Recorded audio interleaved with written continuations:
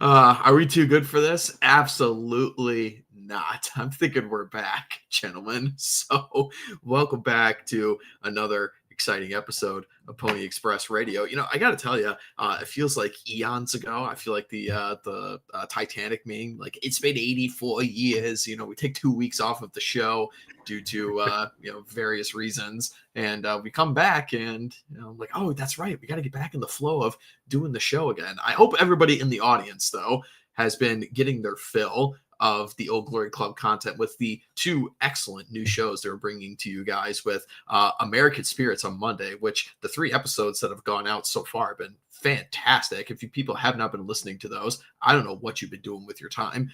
Truly some top tier content being produced by our good friends Charlemagne and Mr. Turnip Sneed. So definitely be listening to those on Monday. And also, I'm also quite digging the Chapter House shows on Wednesday that Mr. Not Me Not You is hosting. Kind of a very chill, jazzy kind of atmosphere, just talking with the boys and their various chapters. I can tell that both of these shows are going to go on to do great things. But of course, we're back here for Pony Express Radio. Let me quickly introduce two guests for this evening. Once again, my co-host, Mr. Pete Quinones, is here. Hey, Pete, how are you? Doing good. Yes, this is a very different intro than I'm used to for any show that I'm on. Yeah, to say the very least. Yeah, I mean, we just had to this week. How could we not? And then our hummus correspondent is back, Mr. Hunger the Dime Merchant. How are you, sir? I like to correct the record, our hummus and booba correspondent for the night, because I greatly enjoyed that intro. That was peak. Yeah, excellent indeed. A couple things quickly to announce before we get going here with the stories of the week. First thing I must announce is that after much popular demand, the OGC is now live on all of your favorite podcast platforms. So if you guys don't want to, listen on YouTube, feel free to head over to Apple, Spotify, the whole shebang. And you guys can listen to all of our shows, not just Pony Express Radio, but you can catch the Chapter House and you can catch American Spirits over there as well. So head on over to Apple or Spotify, wherever you get your podcasts, and you can listen to the OGC on the go there. As always, we must promote our good friends over at Axios Remote Fitness and Coaching. White Boy Summer is indeed in full swing, and everybody else better run for cover. So if you want to get your shred on for the last couple of weeks of summer, definitely head on over to Axios Remote Fitness and Coaching. I'm hearing more and more of our guys are getting involved in getting shredded, so definitely head on over. Also, get your caffeine fix with Fox & Sons coffee, link down in the description for those of you that are coffee enjoyers. I myself do not partake, of course, but I do know many of our guys, including Pete, Charlie, many others, are big fans of Fox & Sons, so head on over there. And then, of course, if you need your nicotine fix, because we here at the Old Glory Club are big supporters of big tobacco, head on over to Alp Nicotine Pouches. And by the way, if you guys have not been listening to Tucker Carlson's show lately, what have you been doing? My goodness. So definitely go over and support what that man is doing and support us by heading to the Alp link in the description for your nicotine fix. So, alrighty, why don't we just get right on into it, gentlemen. So the first big story of the evening, the two bodacious big round things in the room.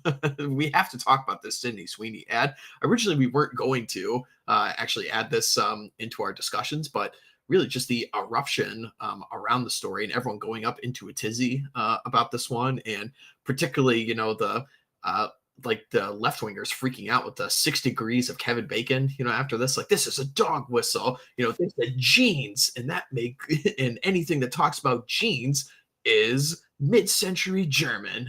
Horrible. What do we have to say on this, fellas? Please. I want to say, go ahead. Go ahead. Please. Yes. I mean, they're not wrong. This is, I believe you had a tweet about this a few days ago when this like blew up for the first time. I think it was like 3-4 days ago. Woke more correct than the mainstream type moment. Yes.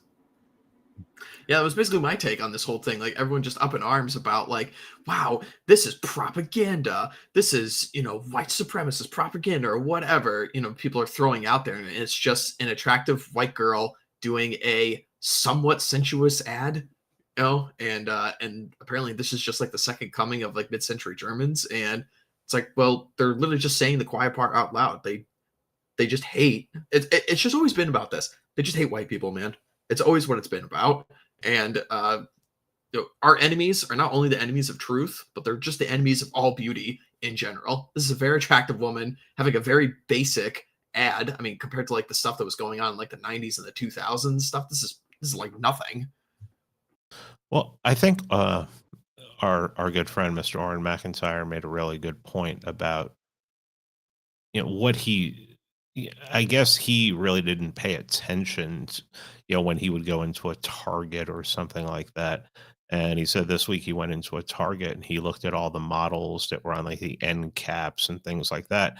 And they're all either, insanely fat, ugly, paraplegic, don't have noses.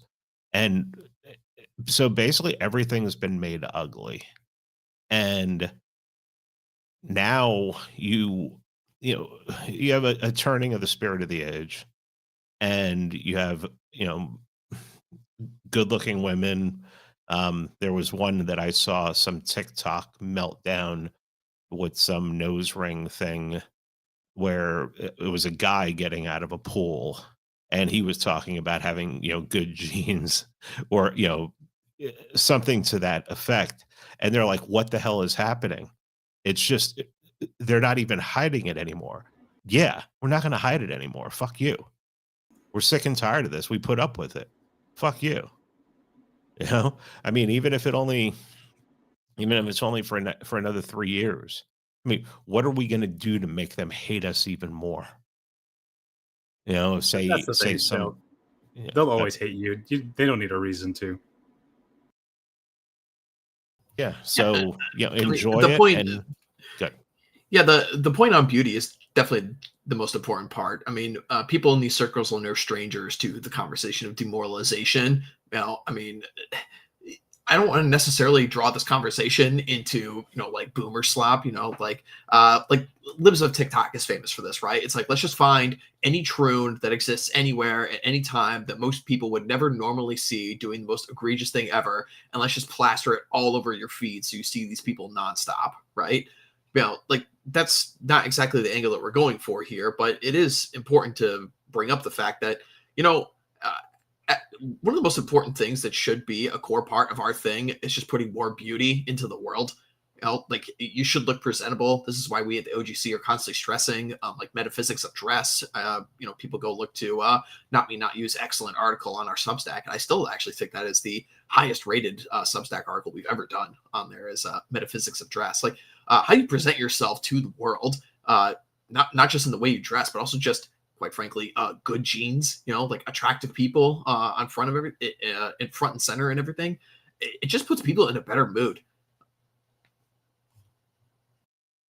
No, absolutely. And you can see this in the reaction of the people. I mean, these people are posting their reaction online. And P, I don't know if you've seen one video. I've seen dozens of these videos of mostly hideous mid-30s women and ethnics, and not the good kind of ethnics, the other types of ethnics that are just viscerally reacting to and pretty much an ad that we haven't seen in pretty much a decade. We've all been stewing in this disgusting slop that has been advertising for pretty much since second term Obama. Everyone is old enough to remember. I mean, you and I, RedHawk, are old enough to remember like the Abercrombie and Fitch days, or when these advertising campaigns were actually targeted towards good-looking people, and we just haven't been living in that world for pretty much a decade. I mean, just think back to the very basic ads you had, like for the N64 back in the day, where it was literally like a girl in lingerie bringing you like a plate of chips or something, and she's like, "Do you want me? Or you want the N64?" Like the guy like chooses the N64 or whatever. I mean, just the stuff was just so common, and in not too recently either. I think one of the other things I want to draw this conversation to, I mean, I've mentioned the libs of TikTok stuff in a moment, and just about like ugliness in the world. So one of the things we've actually been talking about on Mr. D's Twitter Spaces recently, and this got pushed back forward into the conversation because, well, Hunger, we'll get to this in a moment here, but as many of us were traveling back and forth from the OGC secret bunker last week, we were actually kind of greeted in the middle of nowhere by, a troon serving us like in the bar in the airport, right? And this opened up the conversation of that this kind of like trooning yourself out and with like 10,000 tattoos on your face and a million, piercings or whatever, just uglification of everything has definitely swept through like elites at this point and has filtered down to the lower classes. And all this stuff is kind of seen as low class at this point. I see more, troons at this point in very, very rural and poor areas of the US than I do like in the middle of downtown cities now. And it wasn't like this several years ago. So there definitely is a shift in the winds and a vibe shift, so to speak. Like this kind of stuff is on its way out. Yeah, I noticed that a couple of years ago when I was in like rural Ohio, and I went into a Walmart and there was like purple hairs and pink hairs working there and everything. It's like, what the fuck? I mean, it's just a fad. That's what it is. I mean, a lot of these people are going to wake up and be like, "Oh man, I chopped my dick off and it was a fad." Oh crap. I mean, we're at the point now where, we're ready to bring back, go back to a better time. It's just going to be, it's going to be a fight. Anyone who thinks that it's going to be easy and it's going to be, oh, we've turned the corner. Oh, don't believe it. Don't believe it. Yeah, I guess the last thing I really want to say on this topic, and then we don't have to stick around with it too much longer, is I really hate like the contrarian take that people just immediately say with this kind of stuff that, oh, this immediately doesn't matter. And all this does is get people to go and pay more money to a Jewish corporation. And that's all this is.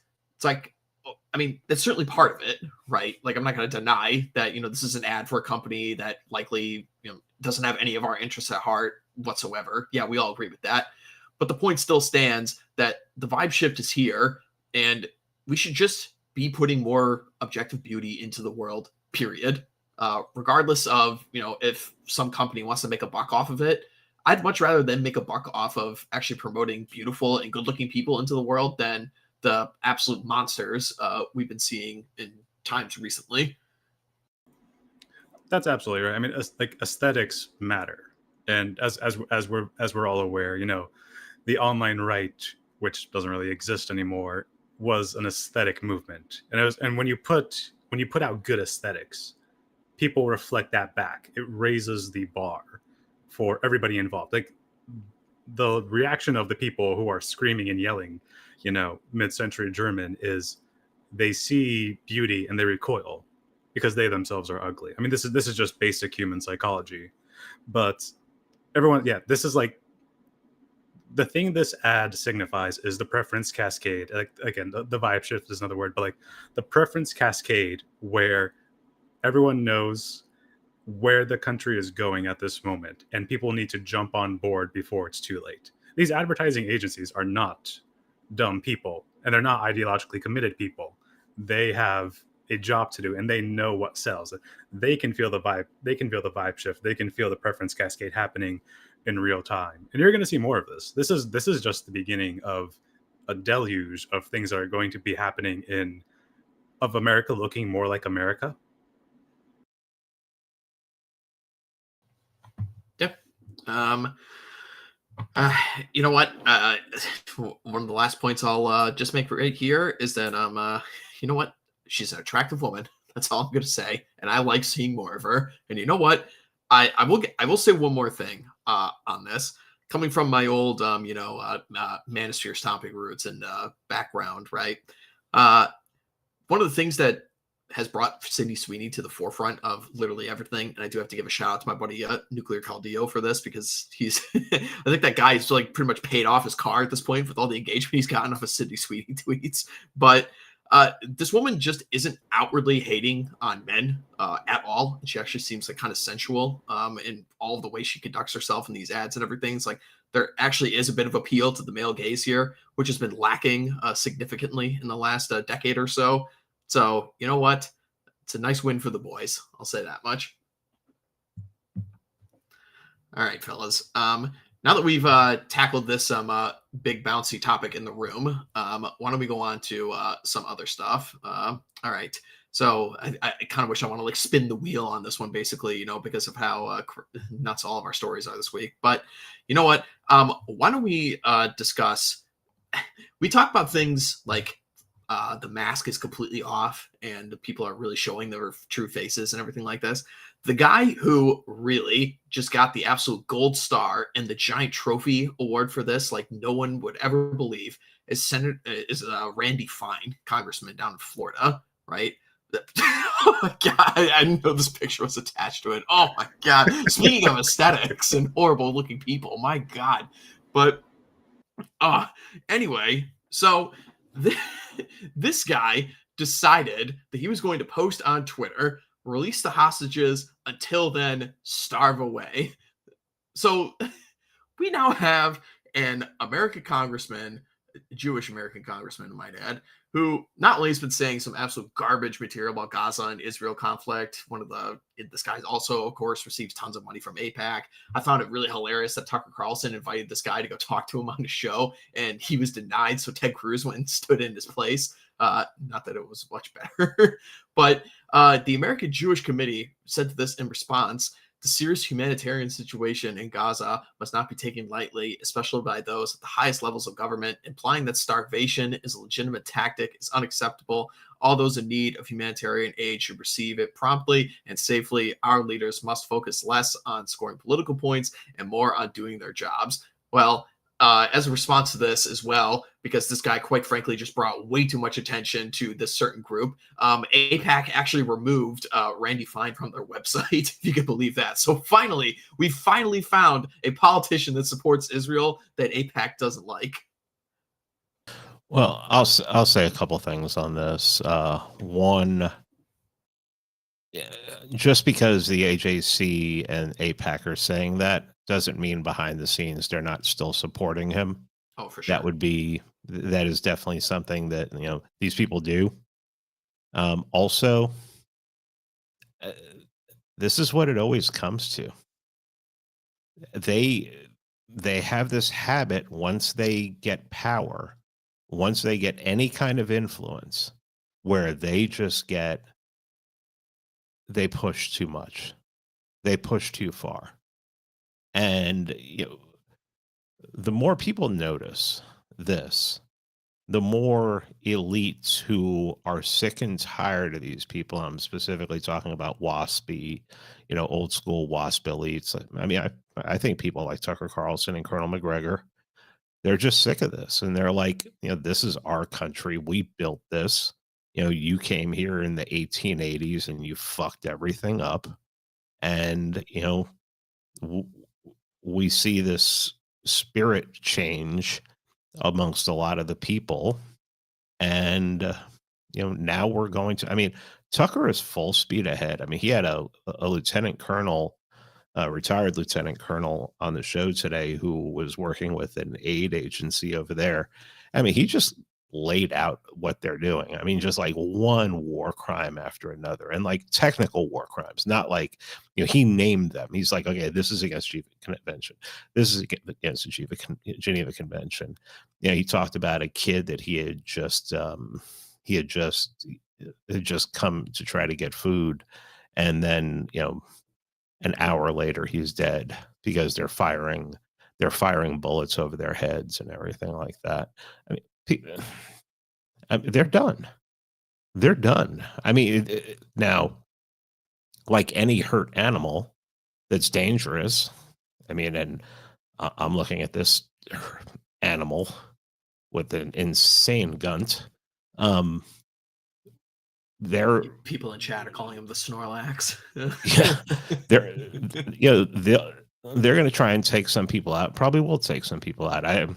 I fear for the life of this guy, this Lieutenant Colonel Aguilar, who was on Tucker today.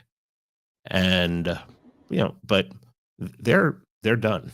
As far as I'm concerned, it's all over but the crying. But there's still going to be you still have to watch your back, basically, if you're going to go up against them. Yeah, I was listening to that Tucker episode today, and he also had John Mearsheimer on yesterday, or was it 2 days ago? I think it was. And It was an excellent show. Yeah, both were actually very excellent shows. Half of the John Mearsheimer episode was about Russia. Half of it was about Gaza. But the point still stands. I mean, this is not sustainable.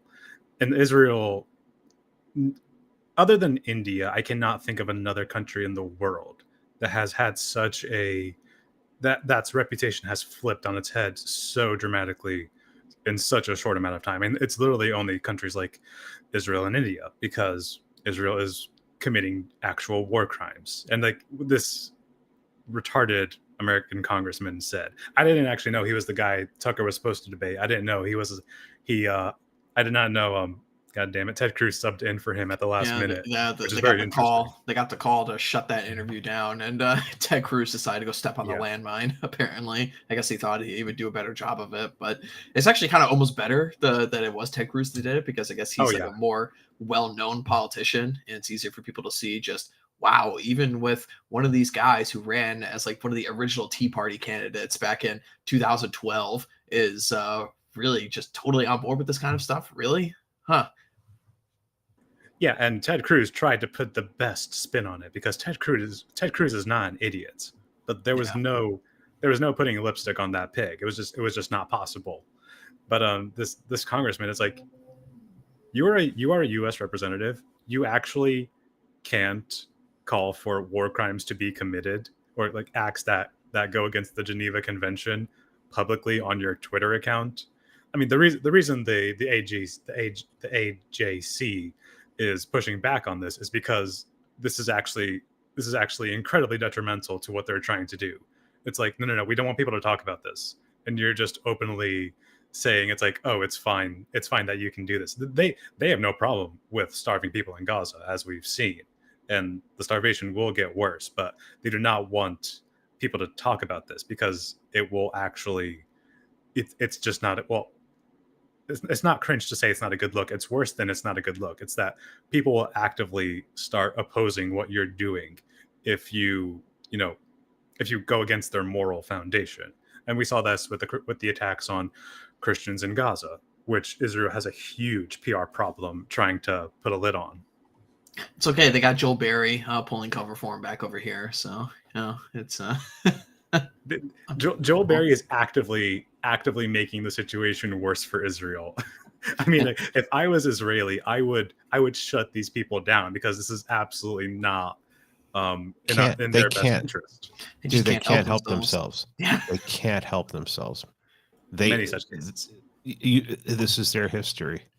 They just can't. They push too far. And then when people start to notice, and people start to say something, and people start to push back, it's just anti-Semitism, pogroms, everything. I mean, this is just who they are. And I mean, I've accepted it.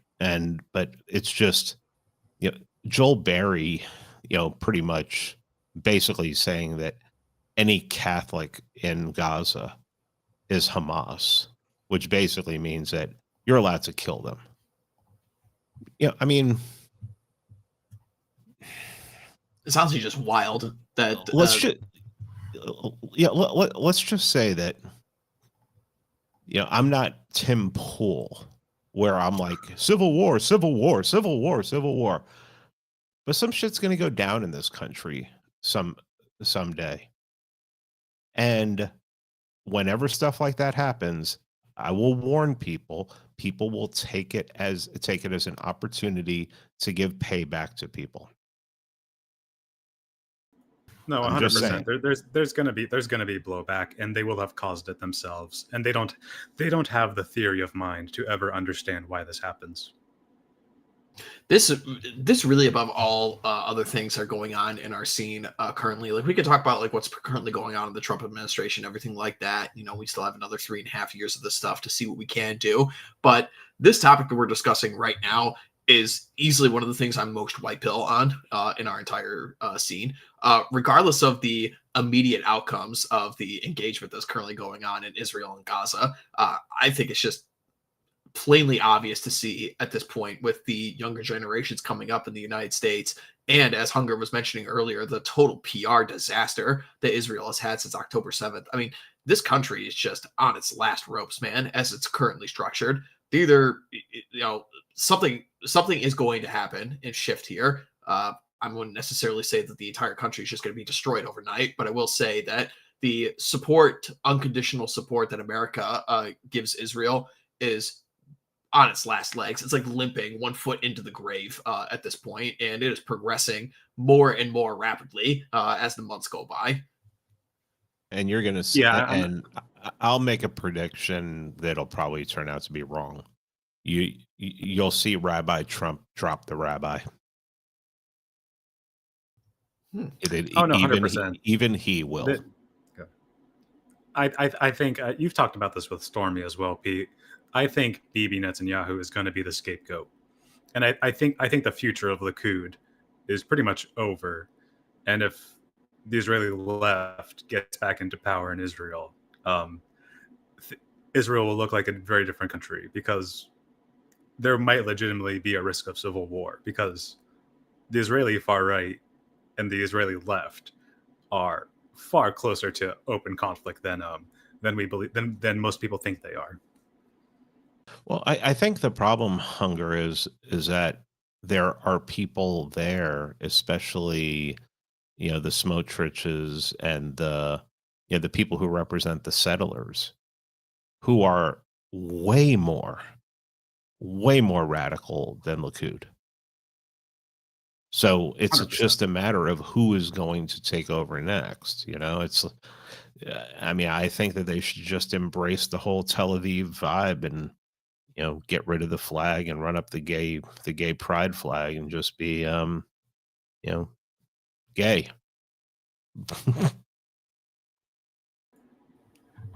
Alrighty, boys. So I have just on that point. Just sorry, RedHawk, real quick. No, you're good. Well, we're seeing actually a lot of the settlers in the West Bank, the Israeli settlers in the West Bank are, they're actually targeting Christians. They've always targeted Christians in the past, but these attacks on Palestinians by settlers are escalating. And there's a village in the West Bank called Taiba, which has been the scene of literal car bombings.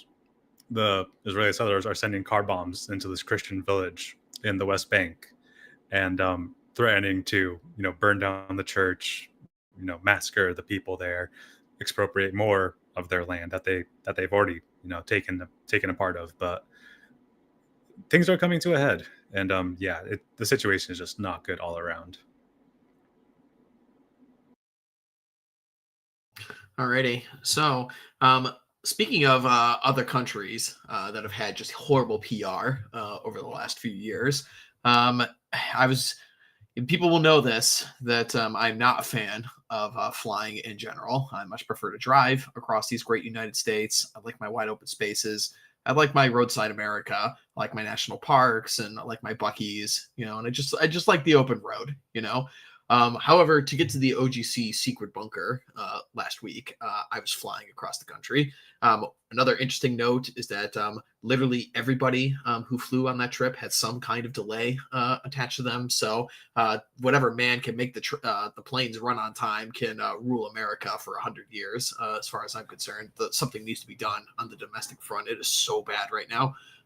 But we have to talk about the Indians question. So not only did I start an extreme shitstorm, literally, on Twitter in the last few days by just bringing up the simple fact that in the last 2 years in the United States, and I've talked about this many times on this show, whether I'm going to national parks, whether I'm going to zoos, whether I'm going to big cities, to rural areas, to ball games, to amusement parks, to rest stops in the middle of nowhere, or in this case, in airports all throughout the country, there's just a very, very noticeable uptick of Indians that have somehow arrived into the United States, whether they're there on vacation or whether they're living here currently or whether they're on H-1B, it doesn't matter. And it's becoming a huge, huge problem. And it's becoming more and more noticeable every day. I will quickly tell the story. I regaled to everyone in Mr. D's Twitter space, and to everyone's horror, I was, number one, Governor Kristi Noem is an absolute liar,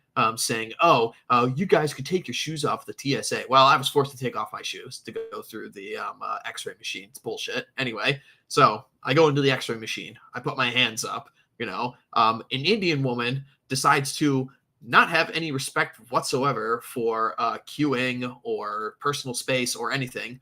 It decides to literally walk into the x-ray machine with me and stand right behind me and attempt to get around me.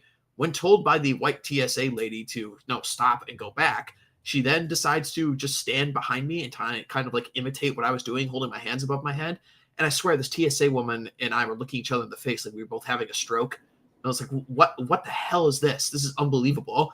Unfortunately for me, this was the not the final time that I would have an experience with this woman, as this woman was later sitting next to me on my return flight, and of course smelled bad. And I just had enough at this point. It's just, why is it that when I go to a place like Mackinac Island in northern Michigan or Erie, Pennsylvania, or Springfield, Missouri, or Little Rock, Arkansas, or Memphis, Tennessee, anywhere in this country, whether it's a small colonial village that was historically just used for upper middle class whites in Michigan, or any of these other places for like a little summer getaway, why is it that everywhere is just infested with these people? Now, I know they didn't pick this place off on a map.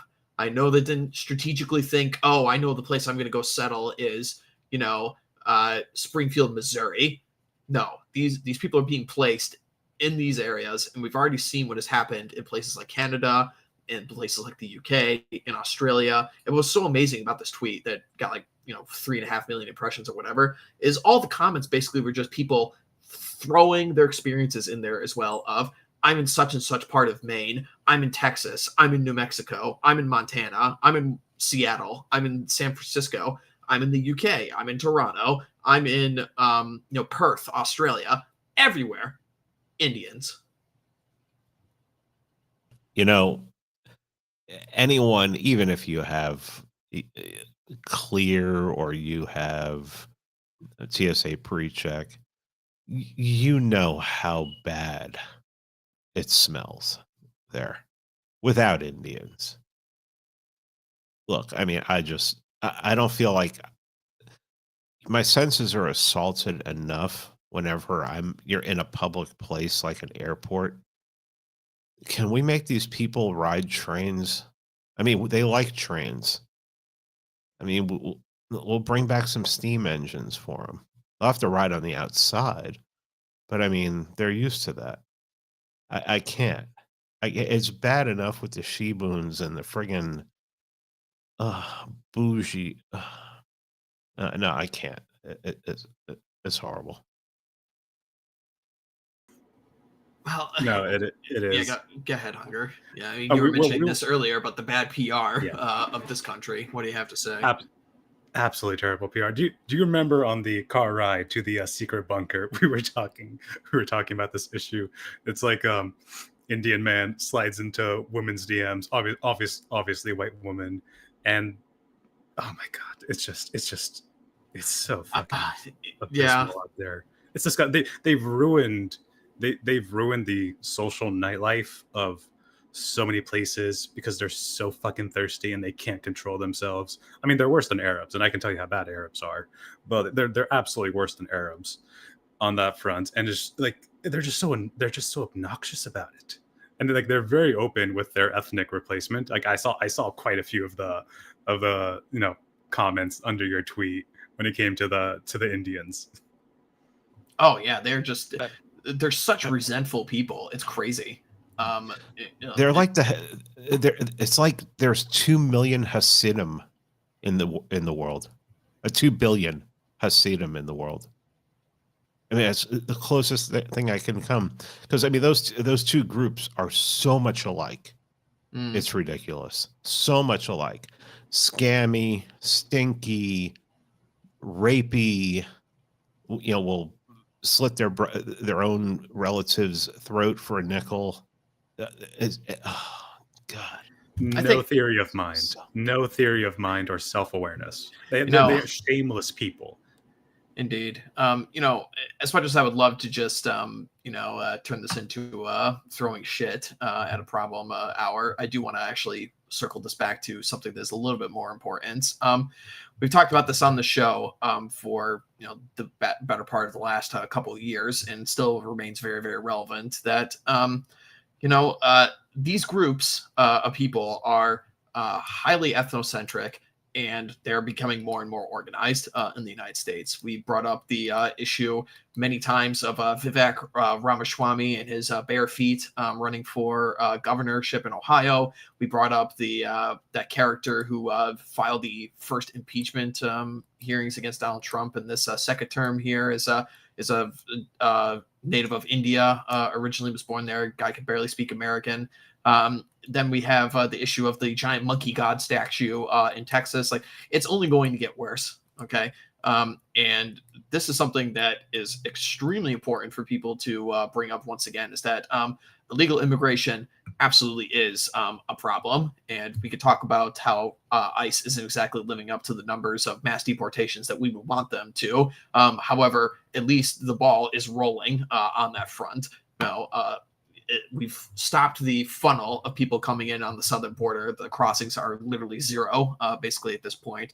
And ICE is mass deporting these people. However, this is prime time now to bring up, which is actually the even more problematic form of immigration. It's actually legal immigration.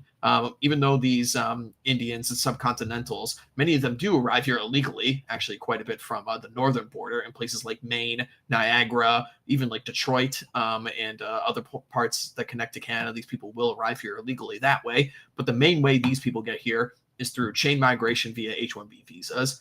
And it's extremely important that we keep hammering this point home, that the legal immigration is actually worse than the illegal stuff.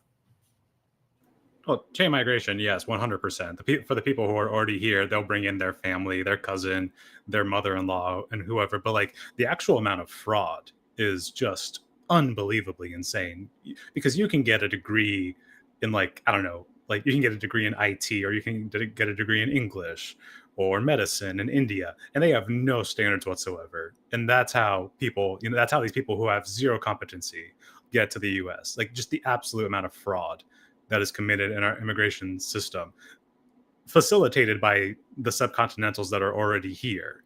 It's just a huge pipeline that needs to be cut off at the source. And well, just on that point, we have actually started tariffing India, as our great president has announced yesterday. Good. It needs to be way more. And one thing people need to constantly be reminded of, especially our friends in Ohio, you're going to get one as a governor unless you do something, unless you find somebody to run against them, something, anything. At this point, I hate to say it, I would vote. I would vote for the vote for the Democrat. Yeah, I would vote for the Democrat. I totally would. I would totally vote for. I would not vote. I would not vote. I just wouldn't vote. Yeah, it's just, it's like, are you going to get the same? I mean, we're going to get to Ohio in a minute here, Cincinnati specifically, but I mean, we brought it up on the show. Jim Tressel, former college football coach, and everybody's like golden boy as it relates to Ohio. But run that guy, run somebody. It's just very, very dangerous to give a foothold to these people. I mean, people just know this immediately, right? We had this whole conversation with the great Christmas H-1B war back earlier this year. And this also was injected back in the conversation once again in the comment sections on my Twitter. That whole bit about everybody knows, just like how you know that the sky is blue, everyone knows what an American is, all right? When you hear American, people think of cowboys, covered wagons, coonskin caps, baseball, all the traditional Americana things. Nobody thinks about some Indian guy working at a 7-Eleven. None. Okay. And very, very simple. If you can go up to somebody and say they have to go back, And if somebody can immediately have it in their brain what country they should be going back to, that's just a very simple test right there. It's like, that guy doesn't belong here. That guy's not an American, period. When Vivek Ramaswamy gets up on stage and talks about our founding constitution, our democracy, our founding fathers, nobody agrees that this is correct. Now, everybody knows in the back of their heads something is wrong here. Okay, he's not talking about us. He's not one of us. Period. If he wants to be on this like vague team of the right or what have you, okay, maybe there's like some room to talk about that. You could be on the team, but you certainly cannot be the face of the team. No way. And notice that whenever he goes around and he meets with people, like 90% of the time he's meeting with boomers, because boomers, they're the ones who caused all this. They're the ones who, didn't fight any of this, didn't fight against any of it, and just allowed it to happen. It's very true. Hunger, you put that graph that was going around in our group chat a little bit earlier today about like approval ratings, like from young men and Gen Z men and everything. I mean, like the younger guys do not stand for this crap whatsoever. Much like we were talking about with the Israel topic earlier, this is another one. This idea of like civic nationalism, America's for everybody, everyone on the planet is an American who doesn't have their papers yet, and all this stuff. It's like, listen here, the young guys have seen what this has wrought upon their nation and upon their country the entire time that they've been alive. Okay, it's just commonplace at this point. I mean, one of the things that happened when we were away was Tucker Carlson's amazing speech at the Turning Point USA event, and all those guys in the audience they're young. They're like in their late teens and the early 20s, right? And they're all just cheering this guy on. He's giving what is arguably like the most far right speech that's ever been given at a Turning Point USA event, I would say. And it's like, these young guys know we don't owe paper Americans literally anything. This is a heritage American movement, period.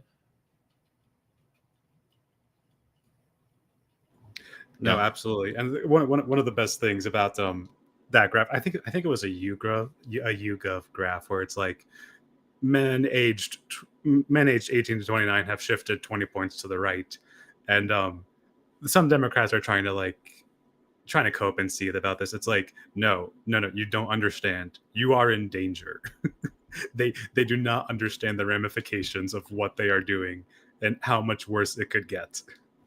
Yeah, because like in a lot of the same graphs, they show the point swing that's to the right, but they also show on the side there's like a huge section of people who are like either unsatisfied or unaffiliated or don't respond to either or whatever. And the Dems are trying to like grab onto these people and claim like, oh, these guys who are unsatisfied, they just hate Trump so much that, they want to go far left. They want to go far socialist. It's like, oh no. They have no idea. And you can't expect boomers to fight back at all because, most of them are on their second marriage and their second wife is Asian. So they're not looking to do anything about getting rid of them, about getting rid of, these friggin' anchor babies. I mean, they all have Asian wives who are paper citizens because they married them. That's why we need to get rid of birthright citizenship. Does anybody have any updates on where we are with the dismantling of birthright citizenship? Because if Trump really does succeed in getting that through, I mean, goddamn it, levels of so back I could not possibly have imagined. Well, last I heard, it was held up once again by another court appeal, as is the theme with literally everything these days. So. But watch this space. Perhaps we will see.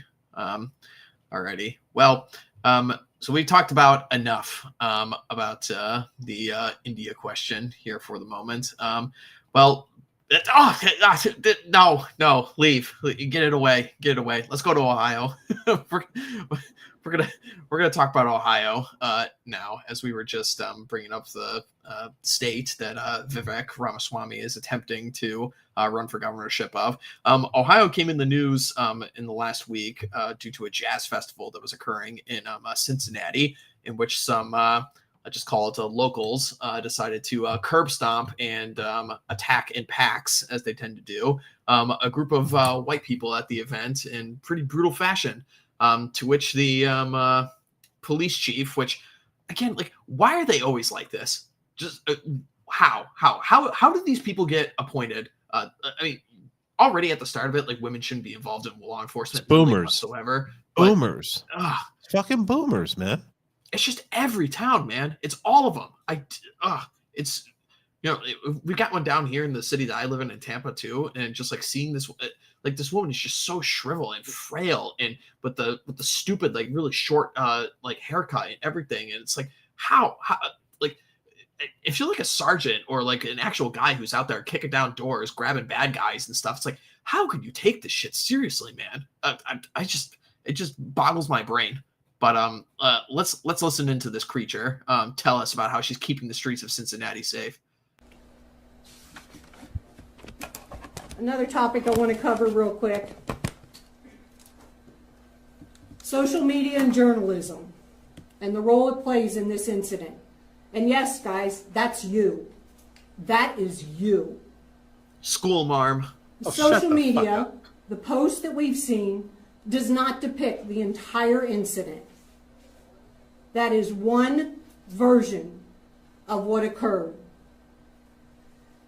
At times, social media and mainstream media and their commentaries are a misrepresentation of the circumstances surrounding any given event. What that does, that causes us some difficulties in thoroughly investigating the activity and enforcing the law. Because what happens, that social media post and your coverage of it distorts the content of what actually happened. And it makes our job more difficult. Go ahead, right here.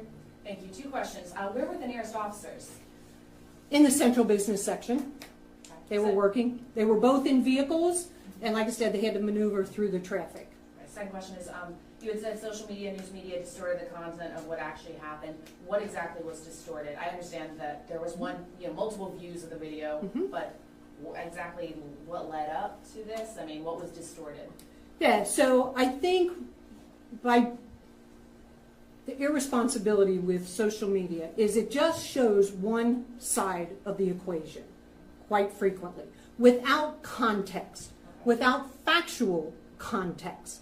And then people run with that.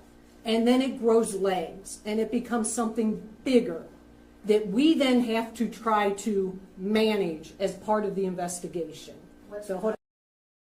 I guess there's greater context needed for the video of somebody literally taking a woman's head onto the pavement and stomping onto it like it's a beach ball or something. Yeah, I guess we need more context behind that. These people are just disgusting, man. They really are. Just lowest of the low. She looks like the typical Southern Ohio 35-year-old woman. But yeah, what is she? Chief of police or something? What the hell is she? Is she chief or something? I mean, yeah. Look, I want my chief of police or my sheriff. I want him to look like he can kick my ass. Oh yeah.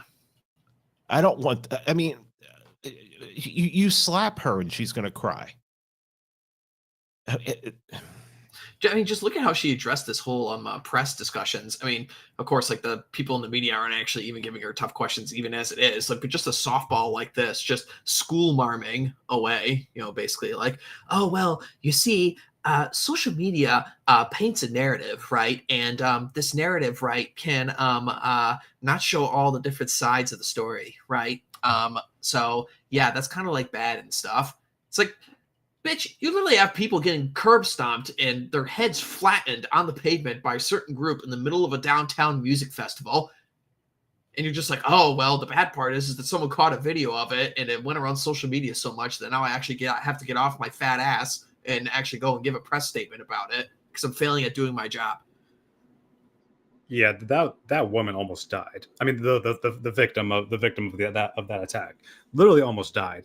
Thank God she didn't. But I mean, if they were allowed to continue what they were doing, someone would have died from that incident. And like this creature on screen right now, well, actually, this is a very systemic problem, because this police chief was actually sued by members of her own police department for discriminating against, you guessed it, competent white men in the Cincinnati police force. Yeah, that was when was that suit? That was it earlier this year? 2 years ago. Last year? 2 years ago. That's right. Yeah. Never forget these people are race traders. It really just is amazing. I mean, we'll get to another story about this as well, but actually, it's not just the problem of the chiefs of police. It's also the judges in these systems as well. That is another huge problem. So here we have another tweet talking about how actually here we go. Here's one of the characters right here. One of the suspects who beat people unconscious, a white person. Just look at this. This is just so horrible. I mean, head injuries are some of the most catastrophic things to recover from, period. I mean, even if you are alive, you could have serious nerve damage. You could have motion problems. You could have difficulty walking. You could have difficulty talking or eating. They are horrible. Some of the worst injuries that you could possibly get right here. And just the idea that, you see it in these videos all the time. These people roam in packs and they just don't ever know when like the fight is over.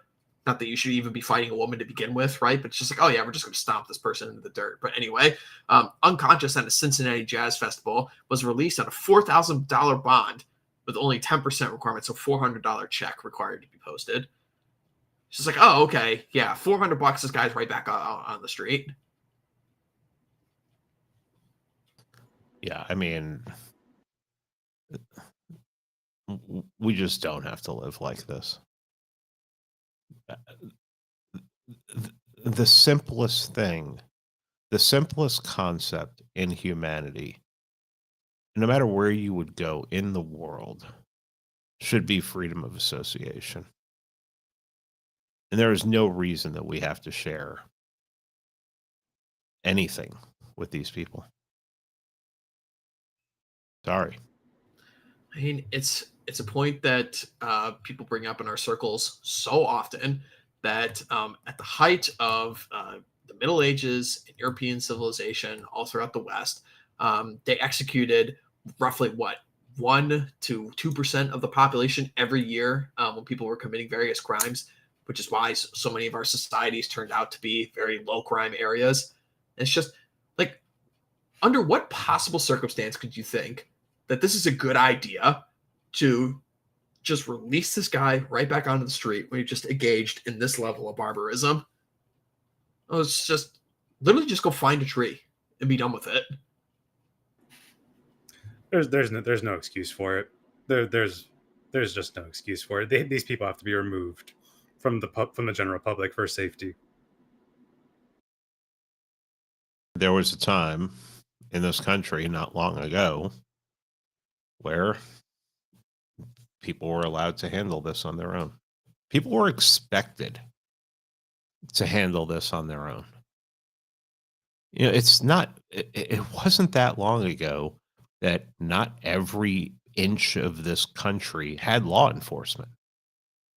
There's still parts of this country that are basically lawless.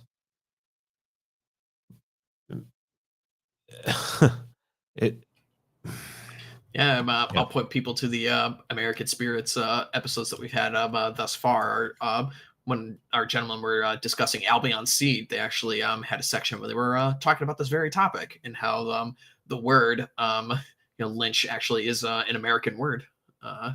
Comes from this country. So it was commonplace for a long time that people would just solve their own issues in their communities.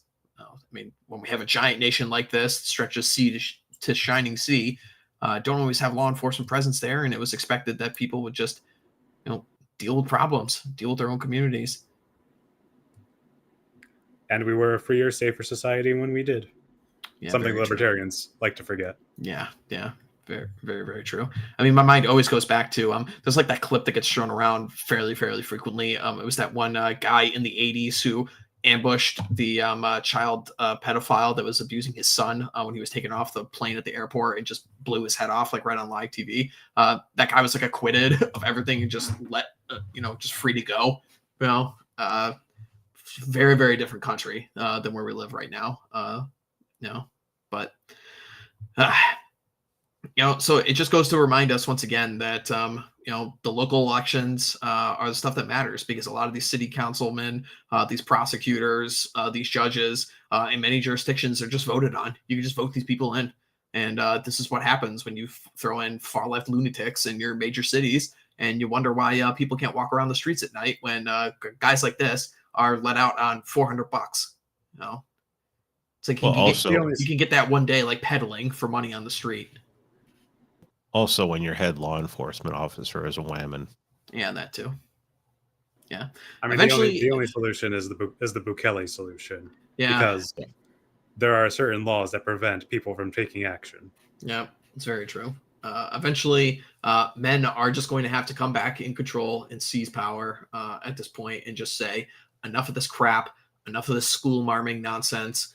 We're here to stop crime. We're here to bring safety and sanity back into our societies. And I don't really care if this is against the rules, or whatever. I'm reminded of, I know a lot of people had a lot of issues with the wife jack meme, but one of my favorite ones I ever saw with that was actually made by our own, a friend of ours, Mr. Paul Suda, where it was just, I want to win, but not like that, What I'm reminded of is the Charles Spadil and our friend Dark Enlightenment, and their little conversations about when are women gonna stand up, tell their men to fix it. Just go fix it. Don't tell me how you do it. Don't say anything. Just go do it. Charlie in the chat suggests we should make Howling Mutant elected sheriff. That'd be amazing. That would be amazing. I'll tell you this much. I mean, I know a lot of people have issues with the new payment system on Twitter and how it's destroyed the website in some way. And there's definitely some arguments to be made for that. I will say this, though. Howling Mutant, that man deserves every single penny. Everyone. Amazing. Amazing poster. The greatest poster of our time. Legitimately the greatest poster of our time. Yeah, he's really, really good. And if you can... And it's too bad that some of Thomas's old accounts are gone, but the screenshots are out there. Yeah. Whenever those two interacted, it was comedy gold. Amazing stuff.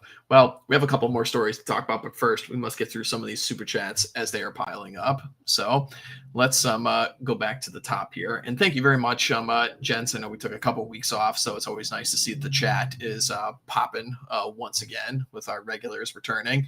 But I don't see any Solid Snake in the super chat section. This is just unacceptable behavior of the highest order. I hope he is back next week. He's being the first one to sneak behind. He's in there. He's in there. I don't see him at the top. Somebody beat him to No. it. He's down the list. He's down the list. Yeah. He's sliding. Ridiculous. All right. Anyway, deducting points, man. All right. For the first super chat of the night for $2 from Jan Gutenberg for $2. The Rabbi Trump polemic is really, really bad. Yeah. I don't know, man. I think that we all know that how Trump responds when you chimp out on him. Yeah. I mean, I guess there was like alleged talks going around today that Trump was addressing some of the base or some of the supporters or something behind closed doors. He said the base is continually getting upset with Israel. It's like, yeah, no fucking shit. Yeah. He allegedly he was overheard saying that Israel is losing his base, and they are, and good. Yeah. About fucking time. Mm-hmm. And if they lose the base, Trump will eventually follow, because he needs his base. I don't like this polemic. I understand why people say it's. I mean, we all know why people say it's, but I am a very big fan of strategic chimping and not a big fan of personal attacks. This is your president. This is our president, and no one is saying trust the plan, but be very tactical and strategic with your chimping. We don't attack the king. We attack the king's advisors. It's always the king's advisors' fault. Yeah. Yep. All right. Son of Haster, our good friend from the new Ivy League up there. And if you guys haven't caught his excellent appearance on the chapter house with the new Ivy League, definitely go head over and check that stuff out. They did a really nice job. I'm really digging that show that Not Me Not You is hosting there. It's got a nice jazz kind of atmosphere, very chill. I dig it. All right. So Son of Haster for $2. I'm thinking we're back. Well, damn right we're back. Absolutely. And the brakes are not coming off this train. All right. Let's see. Our good friend Sean Weiland is in the chat tonight for $2. Pamela Anderson maxing. Here. Absolutely. Yep. There we go. Flashback from the 90s and the early 2000s. Baywatch. All right. Christopher Burke sends us $2 and a salute. Thank you very much, sir. We got Chauncey of Northwest for $15 in the chat as well. Far too much slop and demoralization in the news lately. The OGC is needed now more than ever. Here. And if you want more of the OGC, you can listen to one of our 3 shows that are now being broadcast on Monday, Wednesday, and Thursday during the week. You can get your fix from our Substack with new articles coming out every Monday, Wednesday, and Friday. And if that doesn't, satisfy your hunger, and quite frankly, it shouldn't, you better head on over to our website and take a look at joining a local chapter in your area. So, all right, moving on. Bolero 393 for $5. If Tolkien wrote a book about Sydney Sweeney retaking advertising modeling from the Parade of Orcs, it would be called The Return of the Beautiful Mid. Well, not very Tolkien-esque language, I would say, but you know what? I'll take it. Return of the Beautiful Mid. Yes, everyone needs a mid. So thank you, Sydney Sweeney, for giving. You know what? Men should have something to fight for. All right. You know what? Something for the boys back home. There should be a pretty girl sitting there for us. At least give us some reason to go out and fight, ladies. So Every man loves a beautiful mid. Yeah, you know what? So I am a Cindy Sweeney appreciator as any man of taste, I would say. So, all right, EH for $10. Hellenic symbols of beauty. The old is now the new. A salute to my friends in the chat. Salute to the OGC. Well, a salute to you, EH, and thank you for your $10. We appreciate it. We got Luke sending us $5. Canada is waging biological warfare on the U.S. with these fires. It's time for the day of the rake, manifest destiny north to south. There's definitely an argument to be made for such things. So, yes. But again, the illegal border crossings are not just at the southern border. There's definitely tons of them in the northern border. And the kind of immigrant that is coming from the northern border is significantly worse than the one coming from the southern one. I mean, yeah, it's truly just, it wasn't like this when I was a kid. It just wasn't. I growing up in like the 90s and the 2000s, I could have gone my entire life without seeing an Indian person. And now you just like literally see them everywhere. It's extremely noticeable. We can all see it. And whatever the official number in the United States is for what percentage of the population these people make up, I don't believe it. It's just, it can't be. It's not true. Well, our friend in the chat, Zach Frisbee, no, not Zach Frisbee, it was the Metal Mystic, said, yeah, Cincinnati's gone already. Look at the mayor. The mayor is Aftab Purival. Oh, wow. Yeah, look at this link. Holy crap. Star Wars name. Yeah, really. Just list of Star Wars names. Punjabi father and Tibetan mother.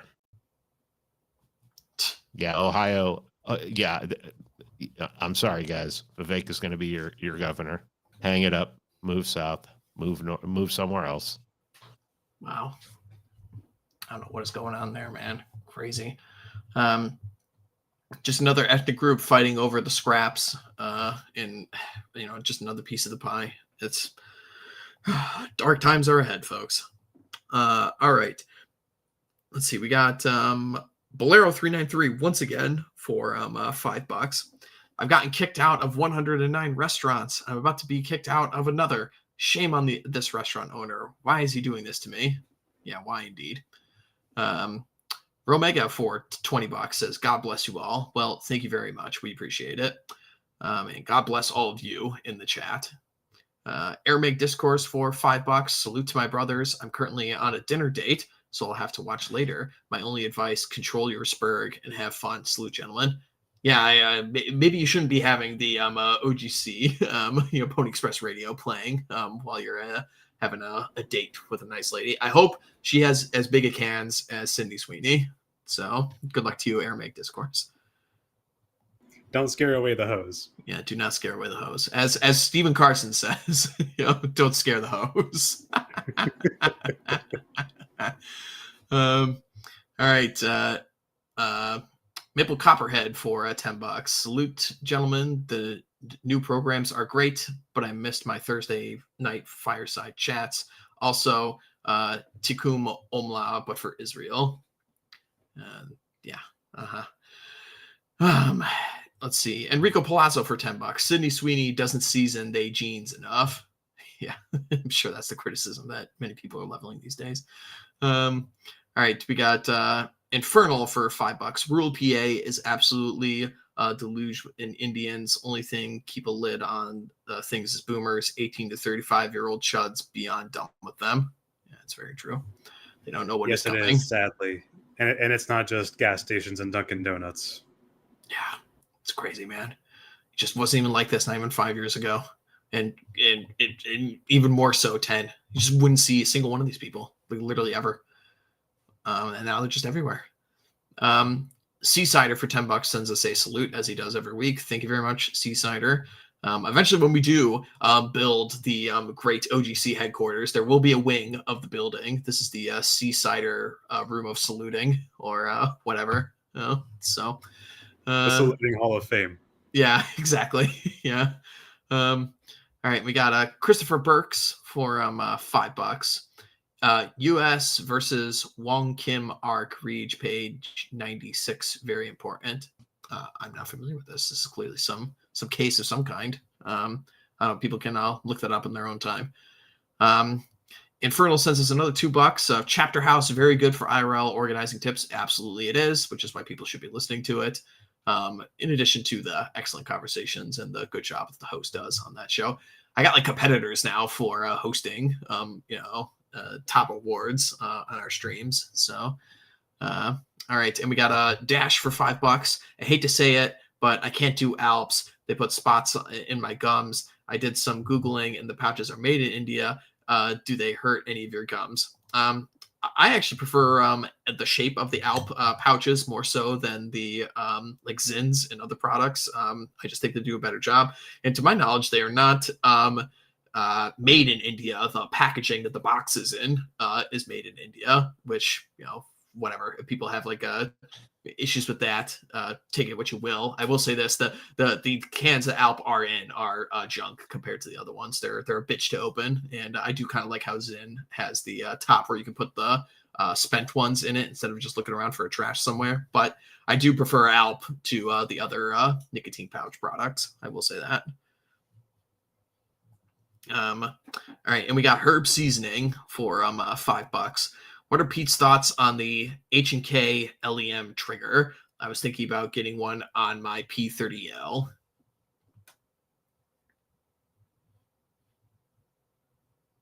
Oh, maybe. You there, Pete?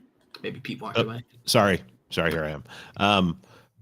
The LEM trigger is designed to be like a double action trigger, except it's more designed to be like a striker fire trigger. But what happens is there's no safety on it because it does act like a double action. But the take up and it's when you squeeze the trigger on a striker fire, you feel that squish. You don't feel that on the LEM trigger. It's more like like a single action trigger. And then the reset is really short. So yeah, it'll take you about 100 to 150 rounds to figure out exactly why it's probably the trigger you want on every gun. Just hearing you describe it, I already like it because that's always been my issue with a lot of striker fired triggers. Like as soon as you literally feel the internal mechanisms of the gun kind of do one click and then you have to pull again to get through to the second click which, I mean, me growing up shooting like long range rifles and stuff for hunting, I just like a hair trigger on all of my guns. And I know a lot of shooters struggle with this on the first time when shooting pistols is when you have to get through that second pull, you pull your shot and you aim off target. I find myself being way more accurate with revolvers than I am with striker fired pistols. So hearing the you describe LEM, this is all yeah, over the it for LE, me. yeah, the LEM trigger, I think it stands for law enforcement modification. It's really like if you've ever shot a double action, single action, H&K, or even like a SIG P226, 226, that single action, that's what it feels like. So there you have no take up. The take up is absolutely nothing. Like if you use a Glock or any kind of striker fire, the take up, you actually feel it, you can actually hear it. It's like nothing. And then once you break the glass on the trigger, it's it feels like a 1911, and then the reset is real quick, and then it feels like I mean, it's one of the reasons why this trigger is so many people in like competition shooting use it now. Boy, you know what? This is the kind of super chat I like on this show. I mean, I talk about people like min maxing, getting your money's worth on super chats. I think Herb Seasoning has won the min max award for tonight on the super chat front. But yeah, see, this is the kind of commentary you want over here at Pony Express Radio. I have my P30L with the LEM trigger right in my hand right now. Keep it next to on my desk. So there you go. I've got to look into one of these because I've been wanting to get a trigger redone on my carry pistol for some time. So I'll have to look into this.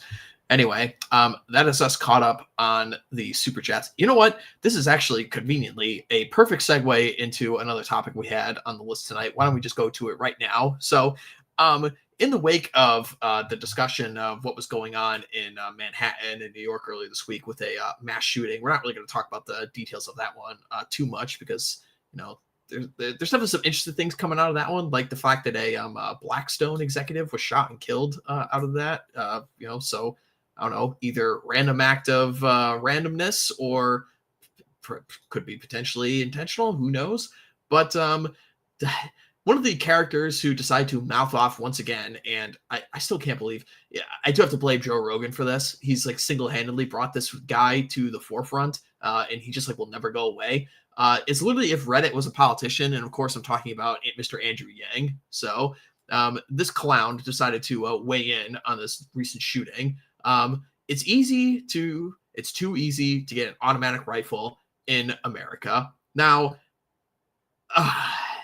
I mean, we don't necessarily want to turn this into technically, yada, yada, yada, gun nonsense. But I just fucking hate this guy. This guy is just never had a good idea whatsoever. This guy was like kind of like the weirdo that appeared on a couple like intellectual dork web podcast scenes back in the late 2010s and into the early 2020s. And he just refuses to disappear.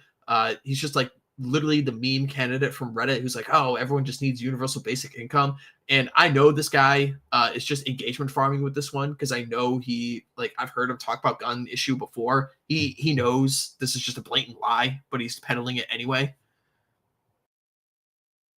I mean, this is a good place to remind people that the reason you have to jump through every single one of these hoops to get a machine gun, and that it can only have been manufactured before 1986 is because of Ronald Reagan, your conservative hero, Ronald Reagan, the one who gave amnesty to how many illegals, and then also made sure that machine guns were going. I think the cheapest, I haven't priced anything recently, but I don't think you can get even a shitty like Mac 10 for like under $17,000, $20,000. Oh yeah, they're all five figures at least, all of them. So it's like it's like, what do you? Yeah, it's like, I mean, I know he's engagement farming, and I know he's retarded because he's Asian, but anyone who but here's the thing. We know he doesn't believe this, but there are a lot of people who believe this. There are a lot of people who believe you can order a select fire, rifle online, a Glock 18 with a switch online. Well, we know you can. Come We on. know you can order them if you are a criminal on the streets of Philadelphia. We know those guys can get them, but of course, for your actual law-abiding heritage American who has been around guns his entire life, has to go through a bunch of hoops and jumps and tribulations and trials just to get his hands on a very basic suppressor to help him with noise protection. And to save your ears, but it's just all the same thing. It's just the people who are the loudest. It's the same thing with all manner of other outdoor recreation sports, hunting specifically as well. The people who are loudest about the stuff know fuck all about the topic. It's like, oh, we need to ban XYZ thing. It's like, yeah, oh, here we go. See, here's all of our switchies right here, that we all know too well. Fucking world star. Unbelievable. No, my only opinion on Andrew Yang and this whole issue is not American, don't care. I just don't care what he has to say. Very good answer. But should also be the default response for everybody in the scene who particularly runs into this question all the time with many Canadians, with many Europeans, with many Australians, New Zealanders, anyone outside of the United States of America. Everybody still has this exact same shitlib opinion, basically, no matter where you are, is that guns are bad. Americans shouldn't have guns. A large portion of American crime is done by guns, whatever. It's like, dude, I will take our gun crime issues to over the problems that are going on in the UK with knife stuff. Given the choice, I'd rather be shot than stabbed 100 times over, dude. America shall not be doesn't have a gun infringed, man. problem. Yeah, America does not have a gun problem. America has a demographic problem. yeah, it's always the same. Yeah, every time I see, every once in a while, someone will post that stat that if it weren't for the friggin' nuns, like Belgium would have more gun crime, quote unquote, gun crime than we do. It's the fucking nuns. I mean, that's it. End of story. Yep, always the same map. Yep, every time. So, and again, I mean, there's a line that has been discussed quite a bit in the broader what used to be like the online right, even though that's like not really a thing anymore, about how the Second Amendment is just kind of worthless because it didn't stop things like COVID or whatever. But it's like, dude, like, just stop. You could try and make this argument all you want, but at the end of the day, the fact that I'm within an arm's reach of a firearm basically at any time, anywhere in the United States of America, that's a good thing, period. You're way more.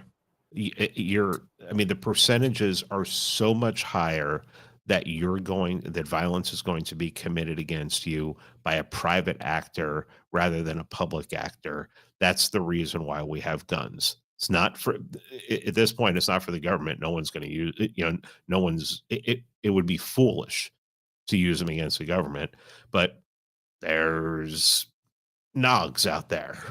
Listen, I love being in the fact that I live in a state like Florida where the second somebody touches an inch of my property, whether it's my house, whether it's my car, whether it's my person, whether it's any other piece of property that I own, the second that somebody touches it uninvited, I'm allowed to blow them away with no consequences. That's the world I want to live in. And quite frankly, everybody else in the Anglosphere and the broader West in general should want that same level of protection for themselves, period. A man should be armed. This is just a simple fact of what part of manhood and martial spirit that all of our guys should have. It's like you should be able to fight. If you can't fight with your hands, learn how to fight with a gun, preferably both. And the Euro bros are going to feel the effects of not having a Second Amendment if they're not already. Yeah, just think of like all the problems that are going on right now with like these migrant camps and stuff. And I do have to give my hat tip to the Irish right now because it seems like they're doing the best of everyone in Europe fighting off the immigration hordes that have been thrown on their shores. Just think about the situation that they'd be in right now if they currently had the arms that the old like IRA had like not too long ago.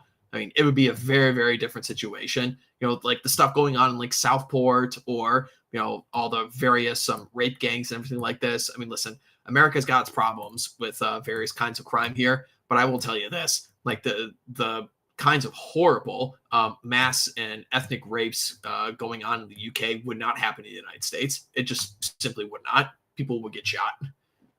Oh, I long for the day of seeing Englishmen up on roofs with FALs and just yeah. Really. Hopefully the Taking Saxon. care. I hope and pray that the Saxon has begun to hate. So, and wish all best of luck to all of our European listeners across the ocean to fight off the hordes that are being let into your country. We all have the same problem. So, all right.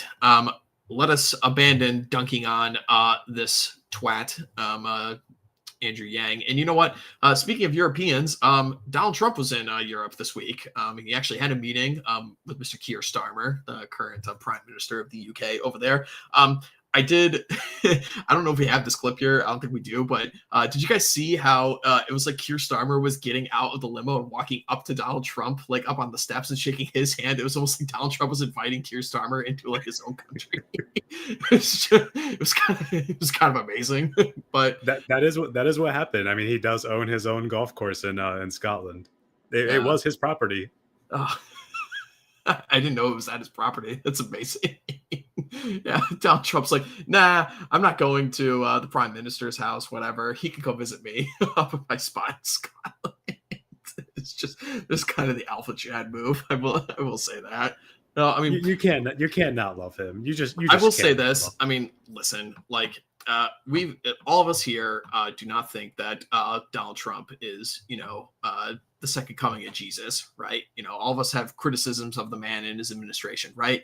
But I will say this, aside from like Putin and Bukele, like the three of those guys are easily the most masculine like leaders of any country in the world today. I'll tell you that much at least. So, I mean, just this little sniveling little F slur, Keir Starmer right here. I mean, does anyone think this guy could like take a punch or anything? I mean, at least like Donald Trump's a man's man, you know, for whatever his faults, he's at least that. And there is footage actually of Keir Starmer with some boxing gloves punching a punching bag, and yeah, he punches like a fucking girl. I mean, like that video is actually like it's not even funny. It's just sad. Every European male leader looks like he likes to be pegged. Every single one of them.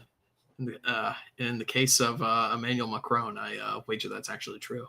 So, anyway, so what were some of the highlights over here that Trump was talking about when he went over to the UK and the EU? Well, I guess the major one from the UK was Trump was criticizing Keir Starmer with this Online Safety and Harms Act like prevention, which is basically just censorship, which everyone always knew. Again, like I'm not like an Englishman, you know, so people can go over to like, you know, Lotus Eaters or AA or somebody to listen for a more detailed breakdown of this thing. But my basic understanding of the bill is that it was like pitched to the population as an anti-pornography bill, preventing like children from seeing, you know, harmful material. But as everyone always predicted, you actually see this on Twitter. Some of our friends' accounts who actually have like IP addresses in the UK. It literally just says on top of like a media thing, it's blocked in your country of origin because this has been seen as harmful material or whatever. And it's literally just pictures of people protesting outside like migrant hotels and stuff like this. So it's obviously just being used as political censorship for people on the right.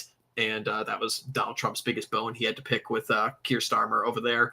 I mean, much like I guess that political hearing that we had with the South African politicians when they came over when Donald Trump was basically reading the riot act to them, which by the way, on the South Africa front actually goes into effect tomorrow, that politicians in South Africa are banned from entering the United States in one of these deals right now. So I guess we'll see what that what ends up happening with that. But yeah, are there any other highlights of the meetings in the UK and the EU? I know we had like the trade deal that got passed. I don't know. Do you guys have any more details? I mean, other than the struggle session that we saw online when they were sitting together in Trump's property, they were talking about windmills, and Keir Starmer was just sweating like a pig because Trump was on his like rant about the windmills and like, oh, they're killing the birds, and That's right. That's the right. Those the things are fields, killing you the can't see birds, the man. fields. I Yeah. mean, oh no, Yeah. 100%. Oh yeah. But I mean, when I just- was in it was England, fun. those things were literally everywhere in the English countryside. I mean, and I only saw a very brief like bit of it, like on the south side of England. I didn't really get to see much of the whole country, but I understand, what Tolkien was writing about, like with the Shire and Hobbiton and everything, and the rolling green hills that you see in the movies. Like, I get it. I understand why the English have such a fondness for home and of their island. But it was just broken up by these absolute eyesores of these pathetic windmills that literally do fuck all for energy. And we've talked about it on this show, how these things are just a blight on middle America and places like Indiana, Illinois, Kansas, Oklahoma, Nebraska. These things are just Iowa. These things are popping up everywhere, and they're worthless. They literally do nothing except murder many of my avian friends. Yeah, Well, I no, guess it's really sad. Sorry, go ahead. I guess the one thing that we have to think about is just this tariff deal, and the problem with these kind of things is that you're not going to see changes overnight. Normally it takes a while, so detractors can still say, "Oh, this isn't going to work," but really, honestly, until we see factories going up and you know job job notices going out and people flooding in to fill out applications because a local factory is hiring 2,000 people, we're not going to know whether this works or not. So yeah, I don't know. I'm just I don't know. increasingly just completely like checked out of all economic discussions of whatsoever. I mean, we know all the major peddlers of this nonsense for the last like 40 Just years. deport You deport 30 million people. Deport 30 million people. It'll fix itself. Oh yeah, I mean, there's that too, as well. So I'm tired of these discussions. Dave the Distributist has gone on some pretty epic rants about a lot of the like human capital right, or the right left me people, or like these twats like Alex Kashuta or whatever, like these other losers who are just like, the one thing that made them drive themselves away from the right wing sphere is tariffs, because everyone just turned into an economics genius all of a sudden or whatever. It's just, I mean, and we saw clips of like Bill Maher and stuff earlier this week. Not that I'm a fan of Bill Maher or anything, but Bill Maher's like, well, I got to give Trump credit. I thought these tariffs were going to destroy the country, and clearly they haven't so far. It's just, I'm checked out of all the economic stuff. I'm done with it. All right. It's, they're directionally correct. We'll see what happens in the long run. There's really I can tell you, nothing more I can to tell it. you I can tell you the preliminary data on that. I mean, so for the month of June, the U.S. government posted a budget surplus for the first time in 30 years. That's pretty big news. I mean, maybe 25 years. We've had a budget surplus last month, and that's because we brought in $100 billion worth of tariff money, and government spending. Yeah, government spending is going down because a lot of the government employees have been fired. So there's that. The economy is just doing fine, or we haven't seen in our daily lives the effects of this. And again, like as Pete said, this is going to take probably another year to actually see the impact of these things in our personal daily lives and like how the country is feeling. But the economy is just doing fine, as far as I can tell personally. I mean, that's definitely like my vibes from it as well. It's like things are fine. It doesn't feel like things are getting worse. I'm tired of this like boomer hype of like, well, the stock market is at all-time highs. Like I don't fucking care. I don't care. Like call me when housing prices are down a bunch. Call me when wages are rising significantly. Call me when other basic costs of living things are going down significantly. I mean, it certainly doesn't feel like things are getting worse. I'll say that much. But I'm done with all like the hype stuff. I'm done with all the newspaper headlines or whatever saying XYZ things. It's just keep going. It seems to be directionally correct. That's all I have to say on it. I'm done with like the minutia of these things. Absolutely. All right. I guess that's really all else we have to say. I mean, we could bring up that picture again of Trump meeting with all the EU people. We could make fun of these little dorks. You know, like, yeah, look at that creature on the left right there. That the glass is really bigger than Sydney Sweeney's boobs. You know, like, what the hell's going on over there?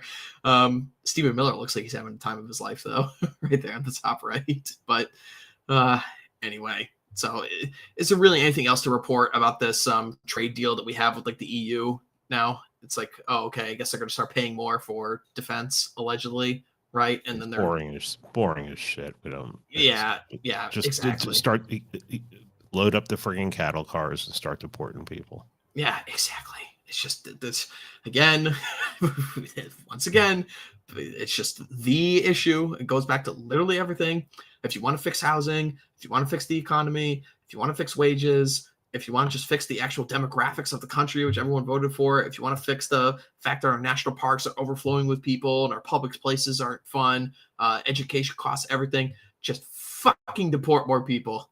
Seriously, just do that. You could do literally nothing for the rest of the administration. Just deport people and everything would be fine and everyone would be happy. Just do it. Just get it done. I will say that Mearsheimer on Tucker yesterday was really good at exposing Israel and everything that they're doing. But at one point he was talking about China having demographic problems and well, we can solve that because we just import people. Yeah, and it's just like you just have to boomer moments. You're not going to, and this is what I'm trying to explain to the Spurgs. There aren't perfect people out there. The people that you think are perfect and deliver perfect messages, they're not getting near power. They're there to try and influence power. So take the good, leave the bad, and shut the fuck up. Stop counter signaling. Exactly. This is just something that people think people have been on this like online scene for so long, and they've been so far removed with how actually change and power occurs that people think that you win by just having like this perfect retarded Voltron of information combined into one person who has the correct answer on literally everything. It's like, dude, like one person, number one, is not capable of knowing all information in the world at one time, including you, Mr. Keyboard Warrior, in the chat. You know, everybody's got blind spots, man. And it's just the same thing with division of labor in real life. You go to certain people for certain information on certain topics, and you go to other people for certain information on certain other topics. All right. It's like, I disagree with Mearsheimer's takes on the immigration stuff. That's fine. The other points he was talking about, spot on. End of discussion. I'm just so tired of the shit where everyone is a secret agent of, subversion, and everyone is just secretly playing the long game, and we can't win at anything, and the needle isn't moving literally whatsoever. Don't you see? This is all just a trap set for you, man. And I've got the secret right here that only I can see. Mr. sitting in the middle of his shack in the middle of nowhere, not talking to anybody in the real world whatsoever, with a couple thousand Twitter followers. It's like, dude, like fucking get real, man. Yeah, and gatekeeping is what you do when you form an organization to keep people out. No one's gatekeeping on social media. Get the fuck over yourselves. Jesus Christ. The fuck do you think you are? It's like people are just literally psyoped into losing. It's crazy. Oh yeah. You said this yourself, Pete. People want to be right. People don't want to actually do anything. They want to be right. They don't want to win. And if they want to win, they only want to win if they get the credit for it. I already shit on Ronald Reagan once or maybe even a couple times on this stream. But let me give you something that Ronald Reagan said that was really fucking smart. It's amazing the things you can accomplish when people don't care who gets credit for it. So shut up, work, and shut the fuck up. Yeah, it's just completely fucking retarded to suggest that nothing has shifted in the last 5 years and everything is containment, everything is an op, everything is gatekeeping, everything is trying to keep you away from like the actual vision on the prize. It's like, if anybody 5 years ago said the amount of things that we're allowed to talk about today and the amount of like Overton windows that have literally been flown wide open in the last few years, Like, people would literally think you're insane, dude.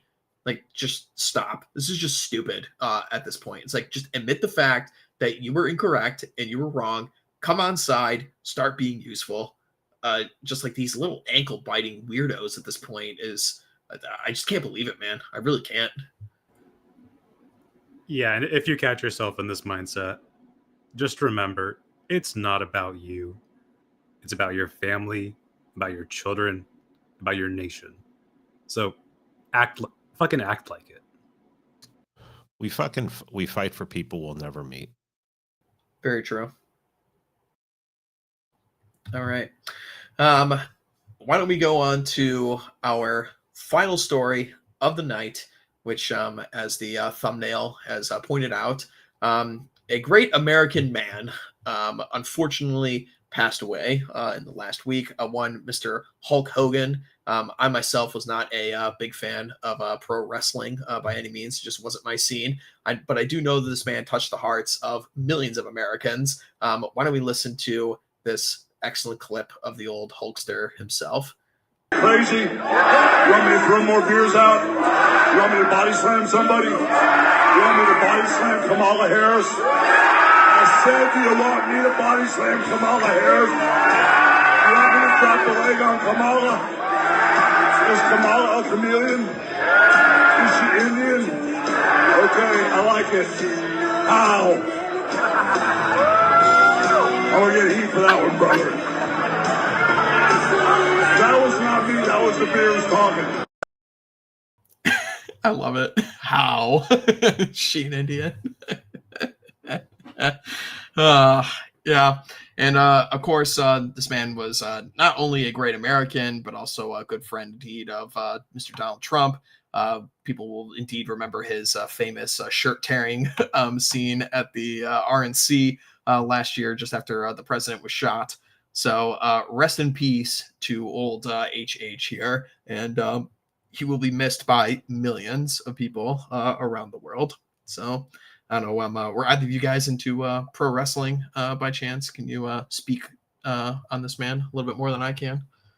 Well, I mean, I was never like huge into pro wrestling and everything. I'd watch it, in the background or stuff like that. But it's hard to ignore when somebody is like a cultural icon, and when for the most part that's positive.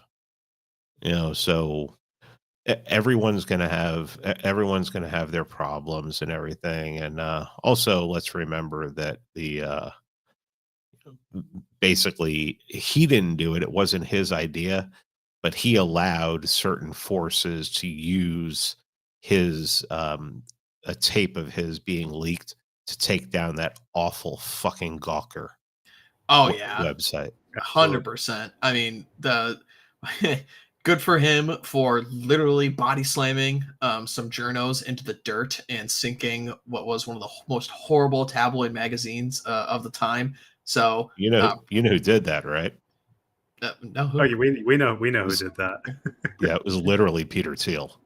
Thiel used. That's right. Used because they were the ones that exposed that he was gay, and he waited and waited and waited. And when the Hulk Hogan started this lawsuit, Peter Thiel was like, got with him and said, "Do you mind if we use this to just take them the fuck down?" And they just went to work and took Gawker down.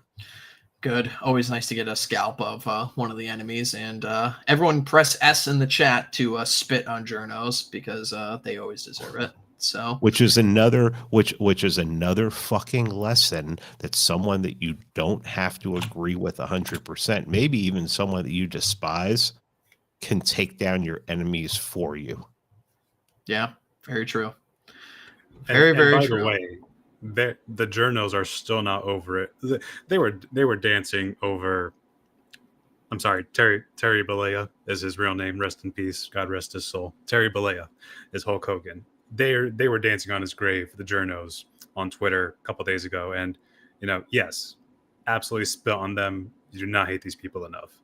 I was actually a really big fan of pro wrestling, but I was mostly a 90s and 2000s kids. So I never got to see the Hulkster in his prime. But he the Hulkster was the real life embodiment of Superman for Americans in this country, and you just can't take that legacy away. He was Superman. He definitely speaks to he definitely really does speak to a certain kind of American for sure. I mean, I know for decades he would go around to hospitals like St. Jude, like for little kids, and do his whole wrestling get up with like the little kids, and they would like take him down as they're fighting cancer and stuff. I mean, the man was a genuine American of a certain kind that is just sadly disappearing these days.